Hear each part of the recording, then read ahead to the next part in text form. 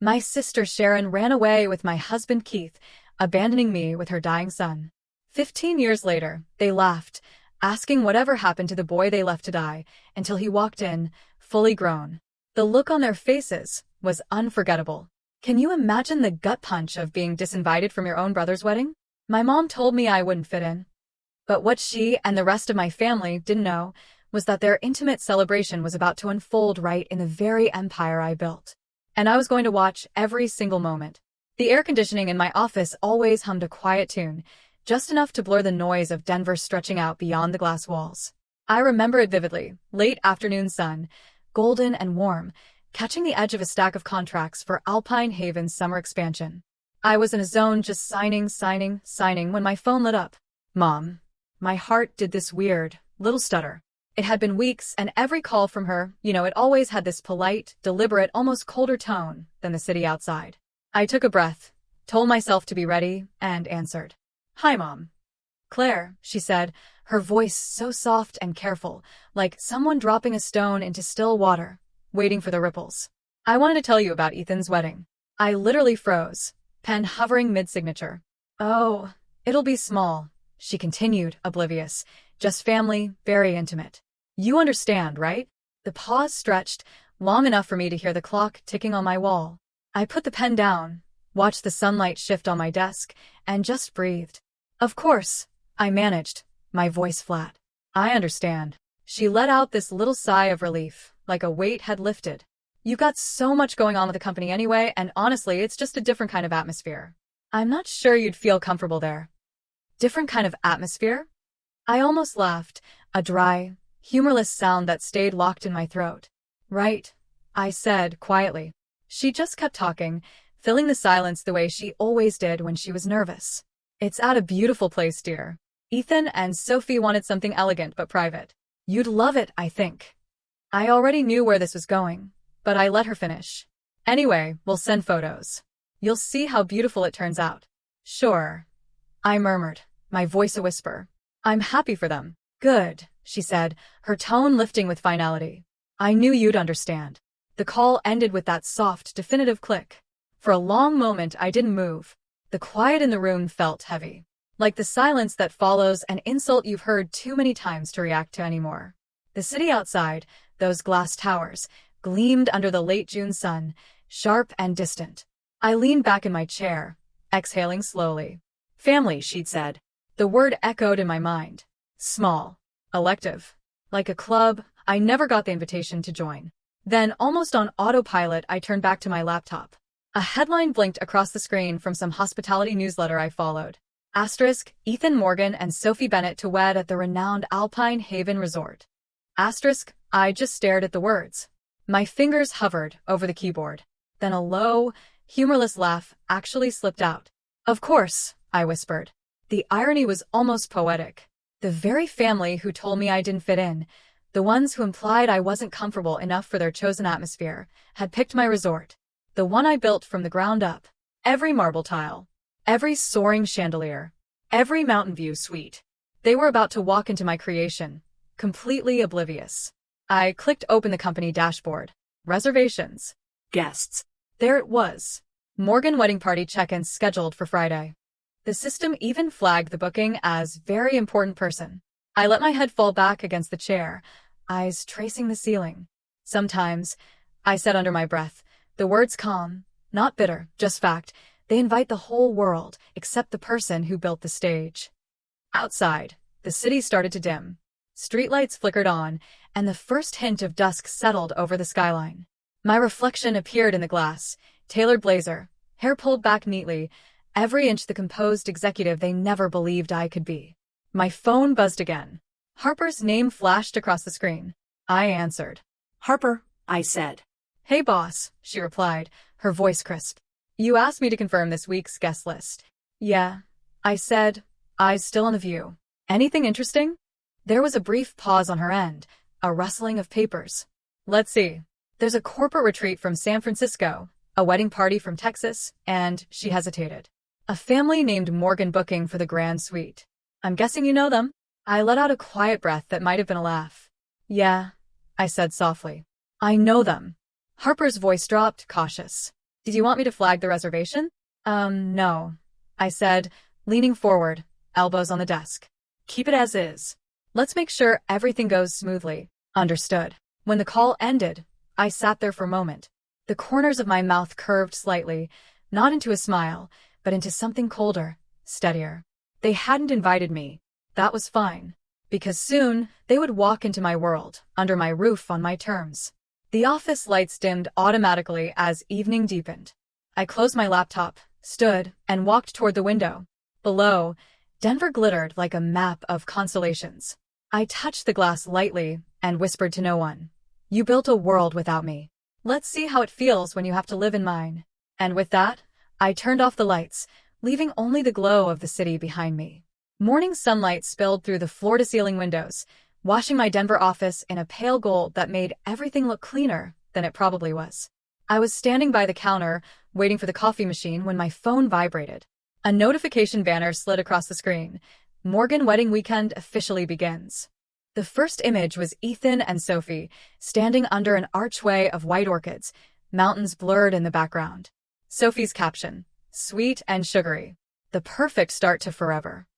Then Linda's comment, so proud of our son. Dad had added a heart. That was it. No mention of me. I took a sip of coffee that had already gone cold. My stomach clenched, the way it always did when I saw their perfect public smiles, that practiced performance of family unity. They'd gotten good at posing without me. The glass door slid open behind me. Harper came in, scrolling through an iPad, her brown hair pulled into a messy bun. Morning, she said, carefully testing the temperature in the room before adding, I ran through the event list for the weekend.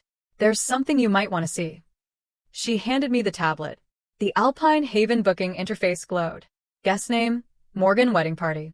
Reserved for 4 nights. Grand bridal suite. Special rate code applied. They used a corporate discount, Harper said, lowering her voice. Under Alpine Haven's internal partner program. My eyes narrowed. Who authorized it? She swiped to the contract page. Linda Morgan, she read aloud. Signed as authorized by family. I stared at the screen for a long beat, then handed it back. Family has a lot of definitions in my world, I said finally. Harper frowned. Do you want me to fix it? I can flag it to accounting. I shook my head. Not yet. Let them have their perfect weekend. Harper hesitated, like she wanted to say more, then nodded and slipped out. I moved toward the wall of framed photos that lined the hallway, portraits of our resorts across Colorado, Utah, Montana. Each one represented a decade of work, sleepless nights, calculated risks. I paused in front of a picture of Alpine Haven's opening ceremony, taken 8 years ago. I was there, at the edge of the crowd, smiling for the camera, utterly anonymous. Even then, they'd never shown up to the ribbon cutting. I ran a finger along the edge of the frame, feeling the chill of the glass. In my head, my mother's voice from the phone echoed. Asterisk, different atmosphere, dear. You wouldn't fit in. Asterisk, the irony almost made me laugh again. I walked back to my desk. The coffee had gone bitter, but I drank it anyway, watching the sunlight shift across the floor. My inbox pinged. The subject line read, Invoice confirmation Morgan wedding. I opened it. Wedding charge, $48,300. Charged to Alpine Haven corporate account. I stared at the number, the line of text pulsing faintly, as if daring me to react. $48,000 of company funds. My funds. Used by the same people who decided I wasn't family enough to attend. I leaned back, letting the absurdity of it settle. A small laugh slipped out before I could stop it. Perfect, I murmured. The city outside was already warming under the sun, the hum of traffic rising. Somewhere in the mountains, my brother and his fiancée were preparing to check into the resort they believed belonged to someone else. Posing for photos, sipping champagne, telling guests how proud their parents were. I closed the email and set the tablet aside. Let them, I whispered. Let them have their perfect pictures. For the next hour, I buried myself in work, reviewing proposals, signing digital approvals, answering messages that had nothing to do with weddings or family. But no matter how hard I tried, every so often, my eyes drifted back to the window. I could almost see the mountains from here, faint outlines on the horizon, the same peaks reflected in the photos Sophie had posted. At noon, Harper knocked lightly and peeked in. We've had confirmation of their arrival tomorrow, she said. Would you like the staff to be briefed about anything? Only this, I said. No one mentions me to anyone. Understood. She lingered for a second. Are you sure you're okay with this? I met her eyes. Come. I'm perfectly okay, Harper. They wanted a perfect weekend. Let's make sure they get it. After she left, the room grew still again. The only sound was the soft hum of the air conditioning and the faint vibration of a notification that had just arrived. I picked up the phone. Another post. Another caption.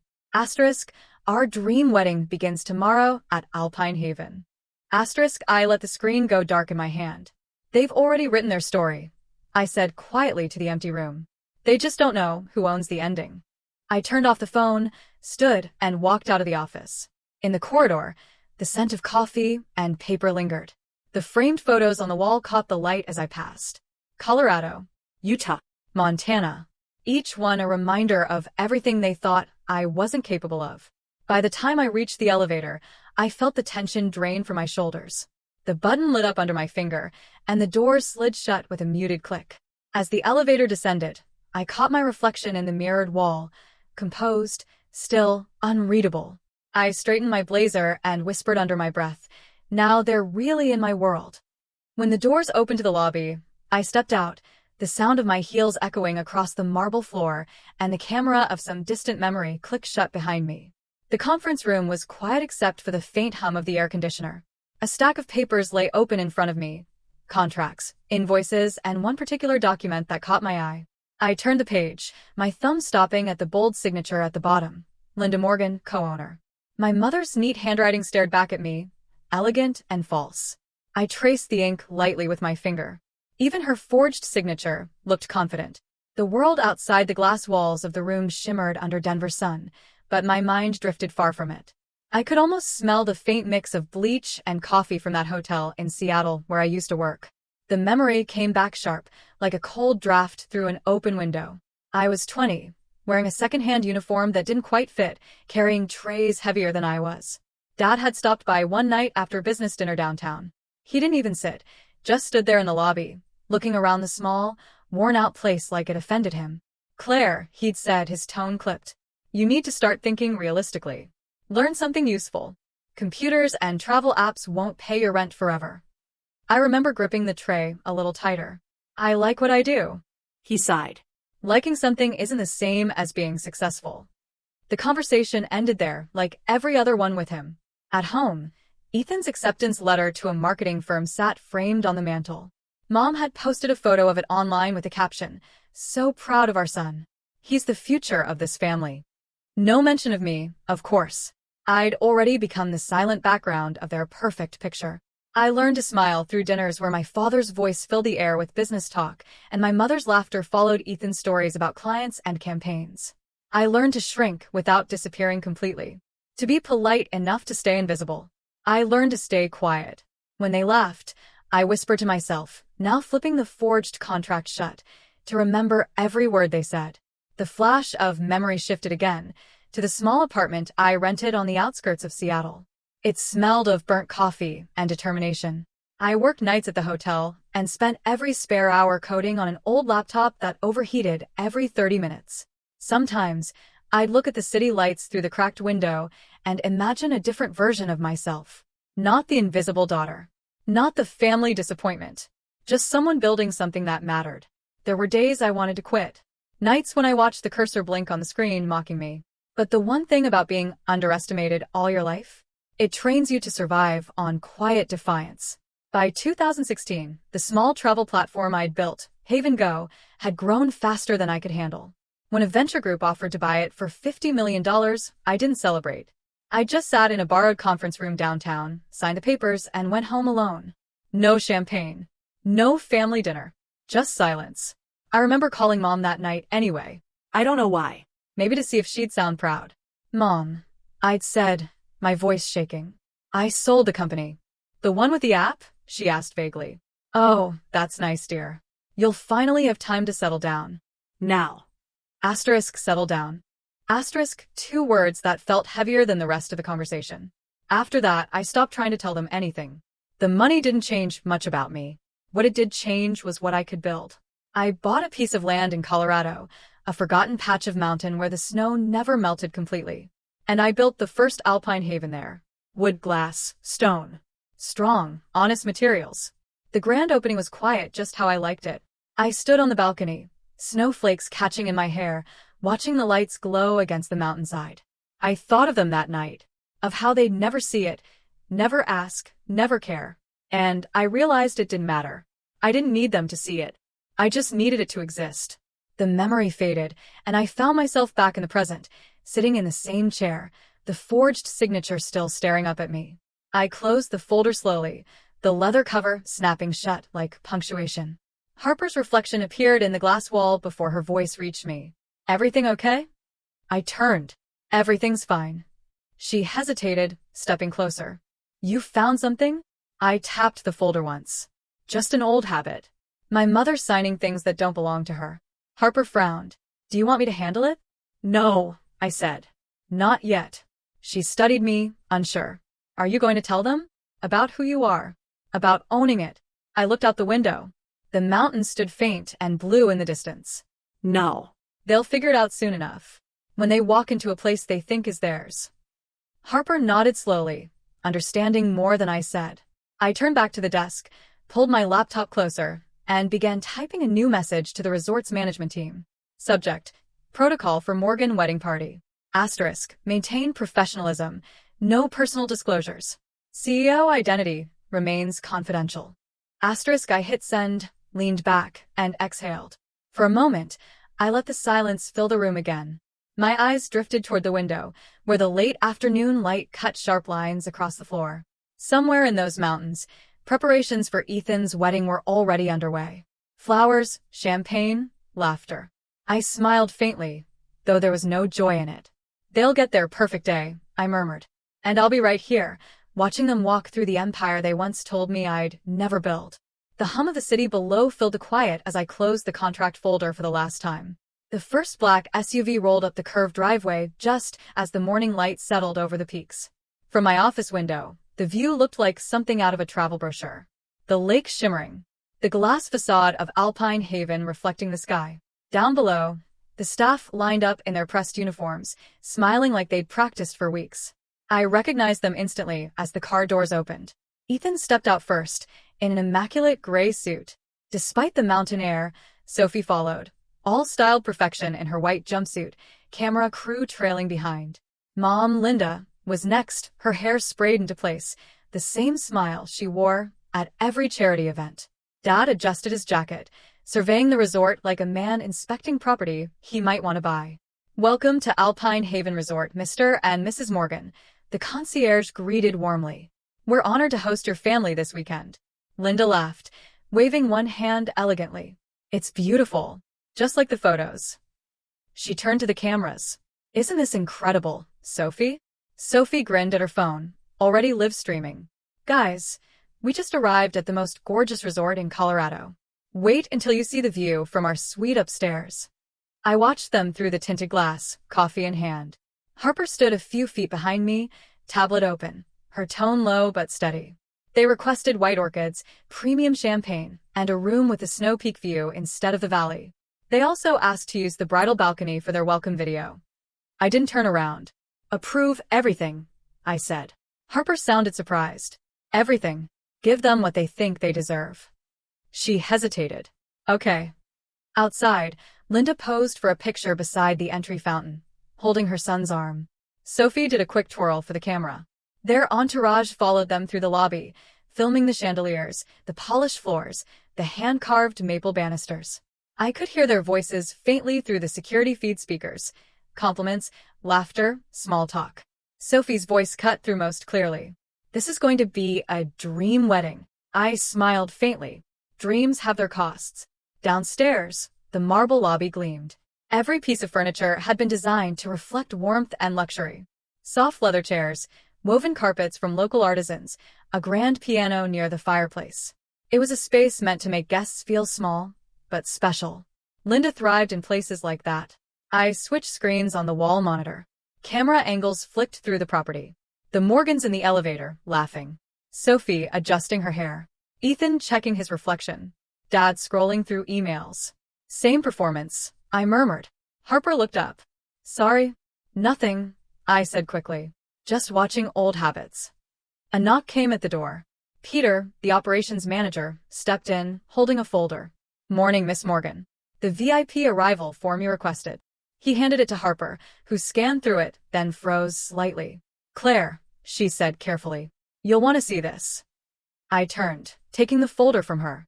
There it was, our corporate check-in form, signed in confident cursive.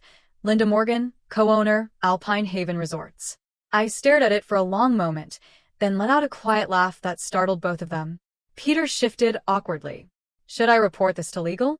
I closed the folder, setting it gently on the desk. No, I said. Not yet. Harper frowned. She actually signed as co-owner. Apparently. I leaned back in my chair. That's a new level of confidence, even for my mother. Outside the glass, the family moved through the atrium. Sophie filming everything from every angle, the marble floors, the mountain light. This is perfection. Linda's voice carried faintly through the security audio. Your father, and I should come here more often. It feels like it was made for us. I glanced at Harper, who was watching me closely. She's not wrong, I said. It was. For the next hour, I watched the flurry unfold. Staff escorting them to the grand suite, photographers clicking, floral designers rushing with orchids. They were creating their picture-perfect moment, every detail carefully staged. On one monitor, I saw Mom standing by the front desk, laughing with the concierge, as if she truly believed her name carried authority here. She had always been good at that, turning pretense into presence. Sophie's voice rose again. Mom, come stand by the fireplace for this one. The lighting's amazing. I switched the feed off. Harper, I said quietly, send the spa team to offer them the best welcome treatment we have. Champagne, the snow suite. Upgrade everything. Harper blinked. You're really giving them the full treatment. Yes, I said, standing, moving toward the wide glass windows. Let them have it all. Every indulgence they think belongs to them. She closed her tablet, uncertain. What's your endgame here? I looked out toward the peaks, their white edges cutting into the blue sky. Nothing dramatic, just perspective. For a moment, silence filled the office. Steady, deliberate. Then my phone buzzed on the desk. An internal notification from accounting. I picked it up, scrolling through the email, and there it was, another authorization form attached.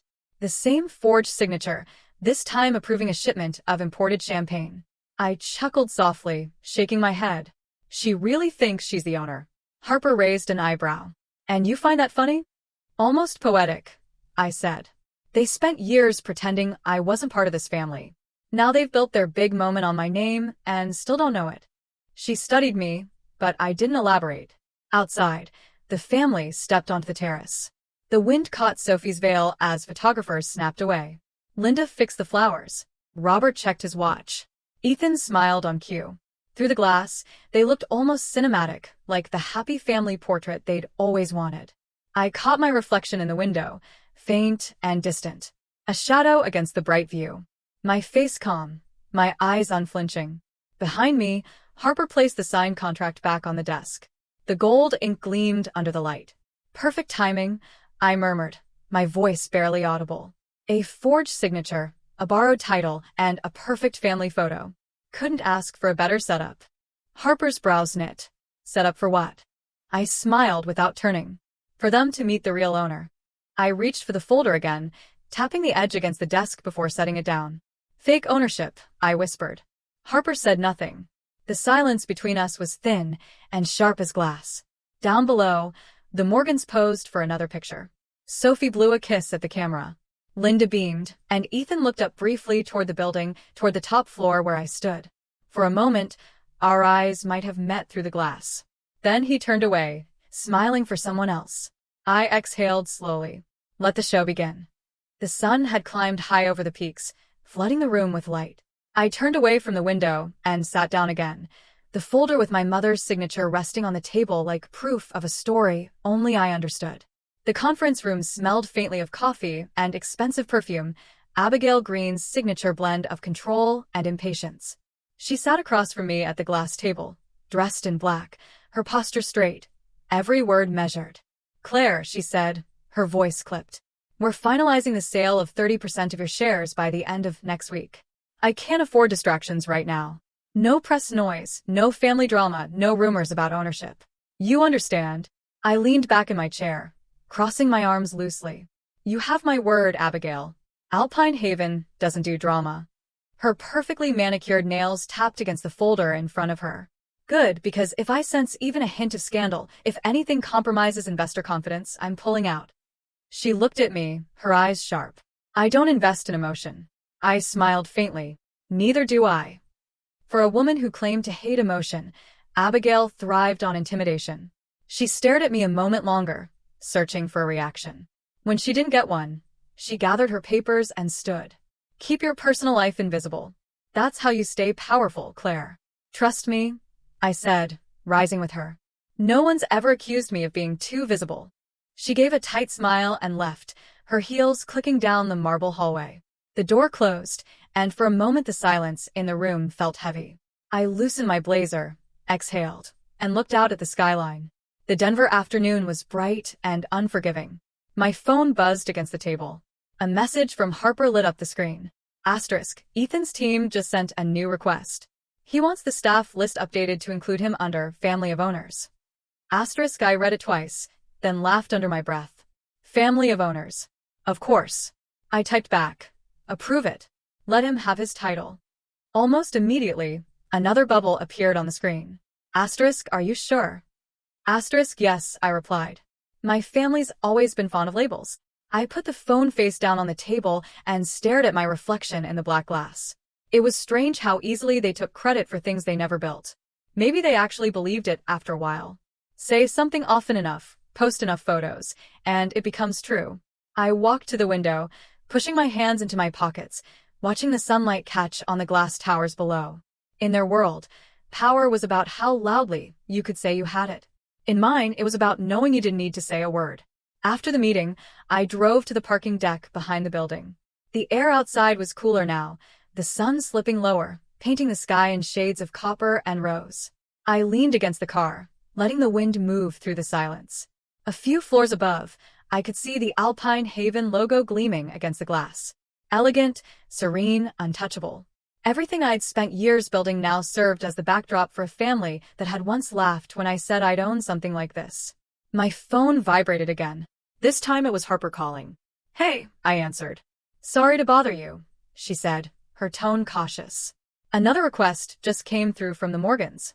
Mrs. Morgan wants the staff to address her as Mrs. Morgan, owner of Alpine Haven. For a second, I didn't respond. A slow smile spread across my face. Of course she does. Harper hesitated. Do you want me to correct her?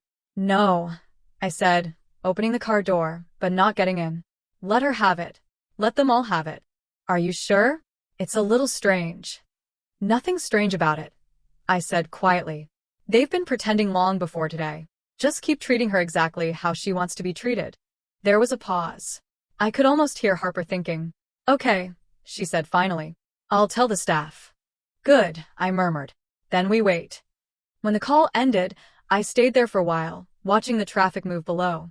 The sound of the city felt distant, muted. I thought about Abigail's words again. No emotion, no noise, no scandal. She'd get her wish. There wouldn't be noise. Not from me. But silence in the right hands could be louder than anything. I glanced at my reflection in the car window. The setting sun painted half my face in light, the other half in shadow. It seemed fitting. At that exact moment, my phone buzzed once more. An email this time from Resort Management. Subject: Morgan Party VIP requests. I opened it. The bullet points scrolled down the screen. Floral arrangements, champagne upgrades, special meal requests, media access clearance. At the bottom, one line stood out.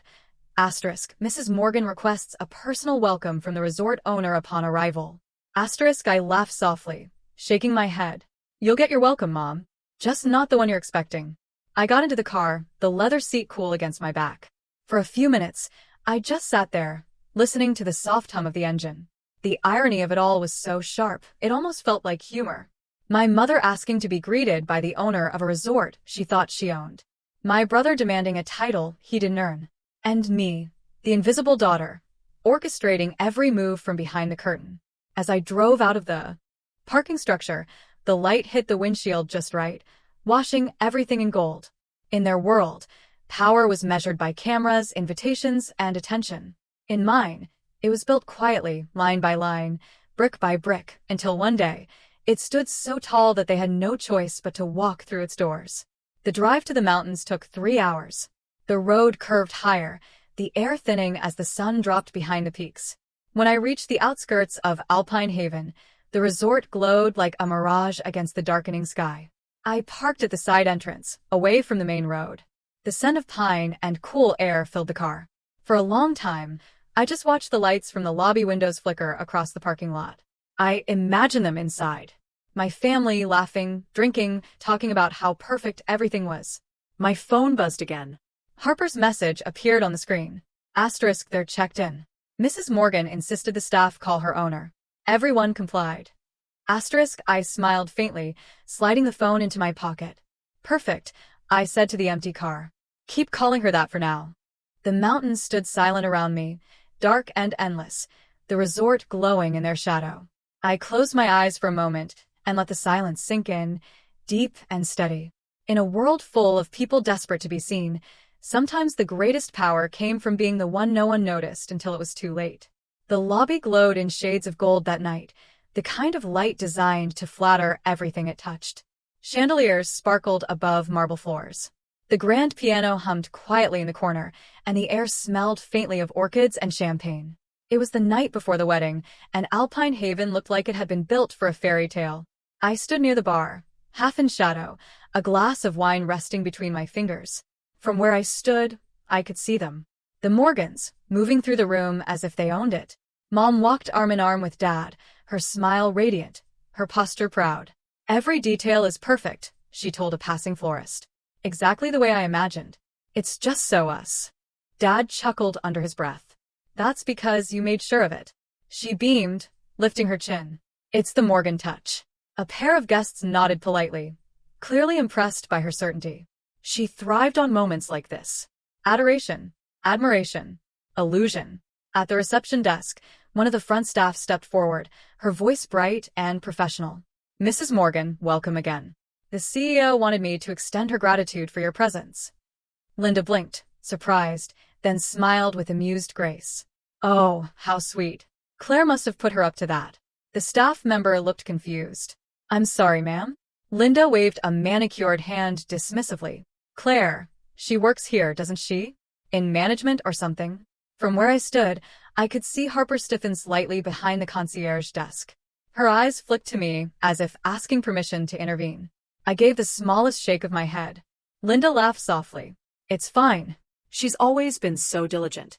I'm glad she found a place that appreciates that. The staff smiled awkwardly and excused herself. I took a slow sip of wine. The glass caught the chandelier's light for a moment, refracting gold across the surface. Harper appeared a few seconds later, sliding into the seat beside me at the bar. She didn't say anything at first. They're enjoying themselves, I said. Finally, she followed my gaze to the group across the lobby. Mom was now leading Sophie through a tour of the space, pointing out the arrangements and decor like a curator unveiling her latest exhibit. Tasteful, Mom said to Sophie, her voice carrying clearly across the room. Classic, not overdone. It feels like a real Morgan wedding. Sophie nodded eagerly. Absolutely. Everyone's going to talk about it. This is what perfection looks like. I could almost hear the satisfaction in my mother's breath, the same tone she used whenever she found a new way to erase me from the frame. Harper's voice was soft. You sure you want to be here right now? I'm exactly where I need to be. Across the lobby, Sophie lifted her phone, smiling toward the camera. Okay, everyone. Behind the scenes at the most stunning resort in Colorado. Tomorrow's the big day. Her followers flooded the comments instantly, hearts and congratulations streaming up the screen. Linda leaned into the frame, waving like royalty. The scene made me think of another night, years ago. Christmas Eve, when I was 10. Mom had handed Ethan the glass star for the top of the tree and told me to clear the table. You have smaller hands, honey, she'd said. You'll do better in the kitchen. Ethan had laughed, proud of his new responsibility. I remember standing by the sink, watching the star catch the glow from the fireplace. Even then, I understood how certain roles were assigned in our family and how rarely they changed. That memory faded back into the light of the lobby, where Mom was now surrounded by staff and wedding planners. She laughed, her voice echoing through the marble space. Thank God Claire isn't here, she said, her tone meant to sound conspiratorial, but carrying further than she realized. She has this energy. It would have thrown the balance off. Sophie nodded, whispering something that made Mom chuckle again. Exactly, she said. This is the right mix of people. The right image. Harper's jaw tightened. She doesn't even know you're standing right here. She never did, I said quietly. For a few seconds, we both watched as the photographer snapped candid shots of the family at the piano. Glasses raised, smiles. Perfect. It would look flawless online, an image of warmth and unity. I looked down at my phone on the bar. The group chat was open. Morgan family updates. My name wasn't in the header, but somehow the messages always found their way to me through old sync settings. Mom's latest message blinked on the screen. Asterisk, so glad Claire isn't coming. It's for the best. She'd only make things uncomfortable. Asterisk, a thumbs-up reaction from Ethan followed seconds later. Then Sophie added a heart. I stared at the words for a long time, my reflection faint against the screen. Harper saw it too. Claire, I'm fine, I said automatically, setting the phone face down on the counter. But I wasn't angry. Not exactly. I'd long since learned that anger was a luxury. They thrived on it. Used it to prove they still mattered. No, what I felt now was something sharper, cleaner. A kind of cold clarity that steadied me. They still think, I said quietly, that I need an invitation to show up. Harper looked at me for a moment, then nodded, understanding. I finished my wine and placed the glass on the counter. The ice had melted into the last sip, thinning the flavor. Across the room, Mom laughed again, louder this time. The kind of laugh that made everyone look, the kind that said she belonged. I turned to Harper, my voice steady. Let her have her stage. Tomorrow, she'll realize who built it.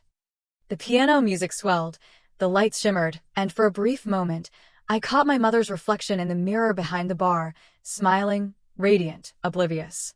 I met her eyes through the glass, though she didn't realize it, and lifted my empty glass in a quiet toast. To perfection, I murmured. And then I walked away, leaving the laughter behind me as the music filled the golden air. The morning of the wedding began with music. From my 12th floor office, I could hear faint violin notes drifting up from the courtyard where staff were setting up the archway. The air was cool, still scented with pine from the forest beyond the lake. It should have been a beautiful day. It was, in every visible way. Harper burst through the door, a file in her hand, her face tight. Claire, she said, breathless. We have a problem. I didn't look up right away. The screens in front of me displayed a dozen windows, reservations, security feeds, expense reports. The Morgan name appeared more times than I cared to count. What kind of problem? She dropped the folder on the desk. They used the Alpine Haven corporate card again. Champagne upgrade, additional floral arrangements, decor rentals, and a live string quartet. All charged this morning. I scrolled through the digital log. The authorization signature blinked at the bottom of each invoice. Linda Morgan. I almost smiled. They're consistent at least. Harper folded her arms. You said to let them have what they wanted. But this is fraud, Claire. That's your company's money. I leaned back in my chair, feeling the weight of her words hang in the air. Outside the window, sunlight hit the glass in sharp angles, reflecting the snow peaks in blinding white. They used company assets, I said slowly, and signed their name through hers. Harper nodded. Exactly. So, what do you want me to do? I closed my eyes for a few seconds, listening to the faint hum of the resort beneath us. The footsteps, the music, the laughter rising from the lobby. Cancel the bridal suite. Harper blinked. What? Cancel the suite, I repeated, my voice even. Effective immediately. List the reason as unauthorized booking under a fraudulent signature. Her face paled. That's the main room for the ceremony prep. Sophie's been live streaming from there all morning. Are you sure? Yes. My voice was even. It's time they learned what boundaries look like. She hesitated, searching my expression. You're really doing this? I'm not doing anything, I said quietly. I'm just enforcing company policy. Harper stared at me a moment longer, then nodded slowly and turned toward the door. All right. I watched her go, the click of her heels fading down the hall. For a few seconds, I sat in the silence she left behind. My pulse steady. My hands folded neatly on the desk. This wasn't revenge. It was accountability, something they'd never learned to respect. When the email confirmation pinged on my screen, I exhaled once, almost soundlessly. The order had gone through. The grand bridal suite was now marked as revoked. Downstairs, the staff would already be receiving the update. I switched the monitor view to the lobby feed. Ethan and Sophie appeared at the front desk, surrounded by wedding planners and photographers. Ethan was on the phone, pacing, while Sophie leaned over the counter, still in her silk robe, makeup half done. The concierge smiled nervously, typing rapidly on the computer. "I'm so sorry, ma'am, but it appears your suite has been deactivated. There's a flag from corporate. We're not authorized to check you in." Sophie blinked, not understanding. "What does that mean? We're the bridal couple. It's our room." Ethan leaned forward.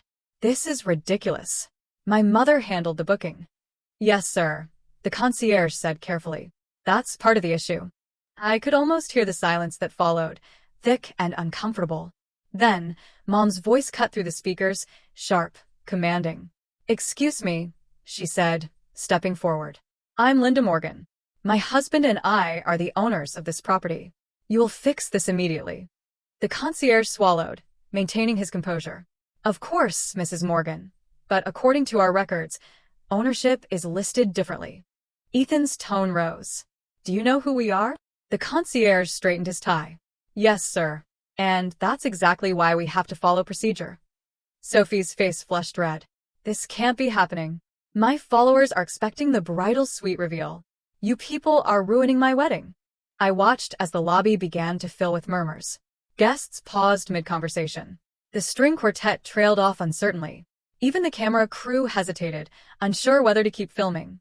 Mom's voice dropped to a low, furious hiss. "Call the manager now." "They already did," I murmured to myself. Harper appeared at the edge of the frame, speaking quietly with the concierge. Then she took a breath and stepped forward. "Mrs. Morgan, the decision came from corporate headquarters in Denver. I'm afraid the booking violated policy." Mom stared at her. "Policy? I am the policy here." Harper stayed composed, though I could see the flicker of nerves in her posture. "I'm sorry, ma'am. The authorization has been revoked by executive order." For a heartbeat, the entire lobby froze.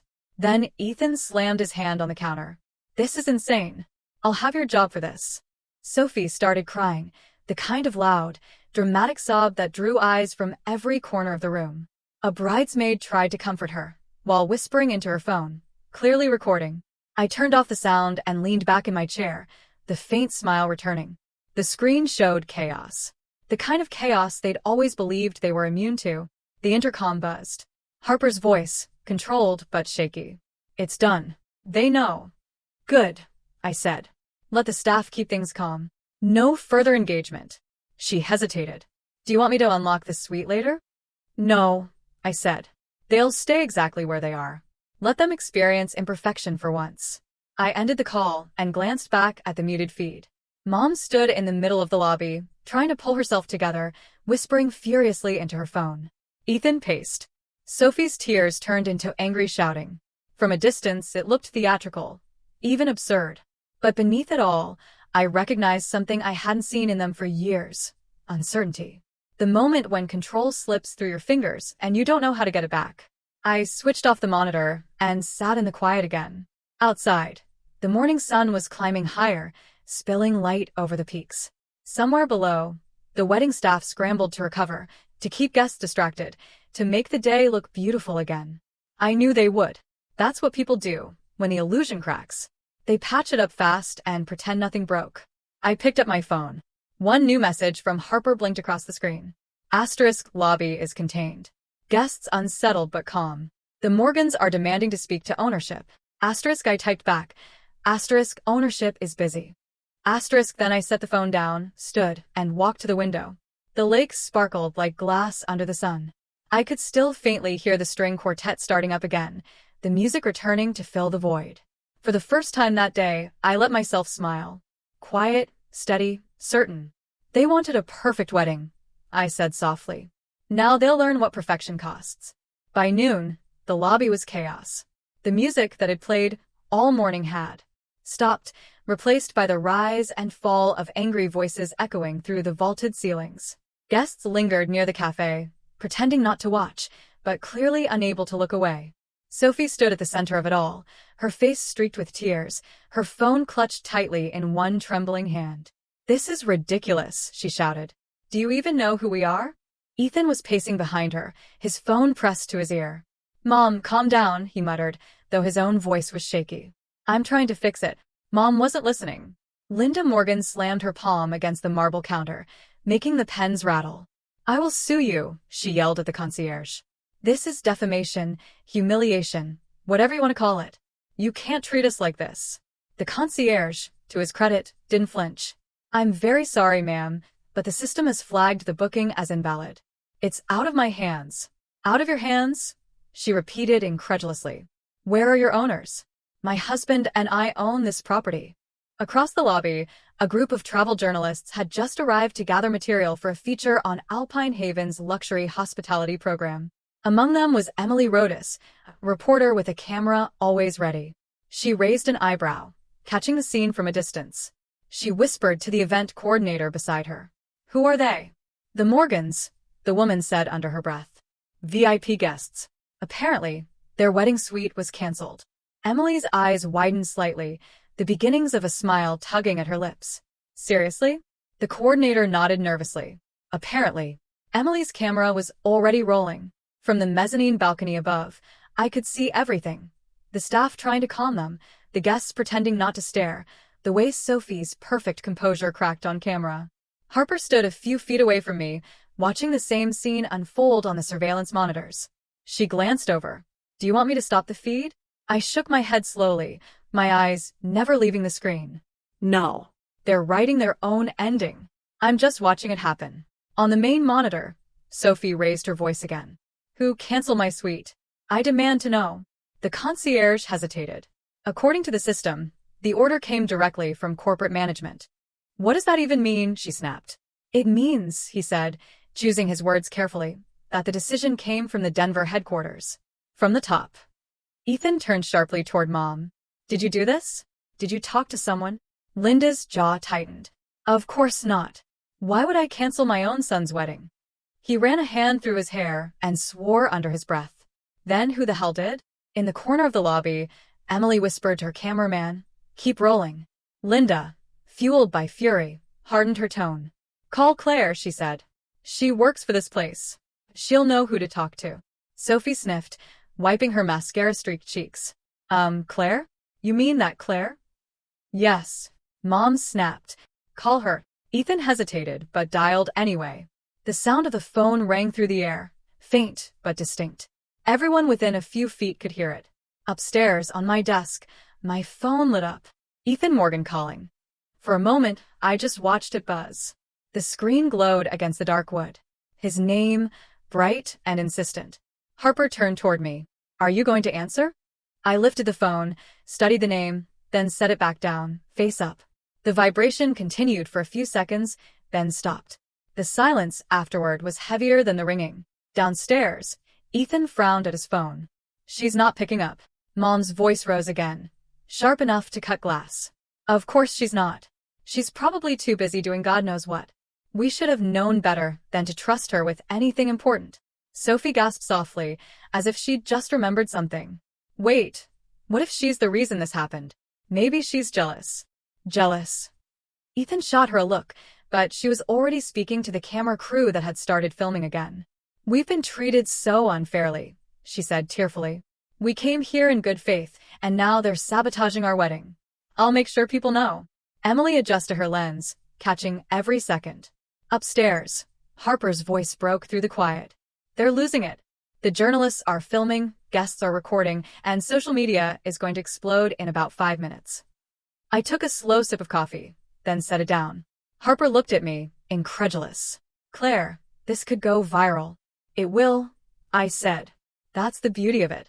We watched as Mom turned back to the concierge, her voice trembling with outrage. "You don't understand. We are Alpine Haven. My husband is Robert Morgan. That name means something here." The concierge looked genuinely sympathetic. "I understand, ma'am, but according to the records, ownership belongs to Alpine Haven Holdings, registered in Denver under CEO Claire Morgan." The entire lobby seemed to inhale at once. Mom froze. "What did you just say?" The concierge hesitated, realizing too late what he'd revealed. It's company policy to clarify in case of conflict. Ethan's face drained of color. That can't be right. Sophie's voice broke. So she's the one? Mom turned away sharply, her voice dropping to a whisper. I could still hear through the speakers. No. That's not possible. But it was. Harper looked at me, eyes wide. Do you want me to intervene? We could still. I shook my head. No. Leave it. Claire. Your mother's about to. She's about to learn, I said softly. On the screen, Mom gripped the counter, the composure she'd worn like armor starting to crack. Dad had appeared now, his face tight with embarrassment. Linda, he said quietly. Let's step outside. She jerked away from his hand. Don't you dare tell me to calm down. Sophie's sobs turned to hiccups. Ethan stood rigid, his phone in his hand, staring at nothing. Around them, guests whispered, phones lifted, cameras flashed. I picked up my phone again. Another call. Ethan's name flashing. I watched it ring once, twice, 3 times. Then I flipped it over, silencing it. The room around me was still, save for the low hum of the monitors. I could see everything. Every fractured smile. Every panicked gesture. Every desperate attempt to salvage the image they'd built. I spoke quietly, almost to myself. Sometimes silence costs more than words ever could. The phone stopped vibrating. Downstairs, the chaos continued,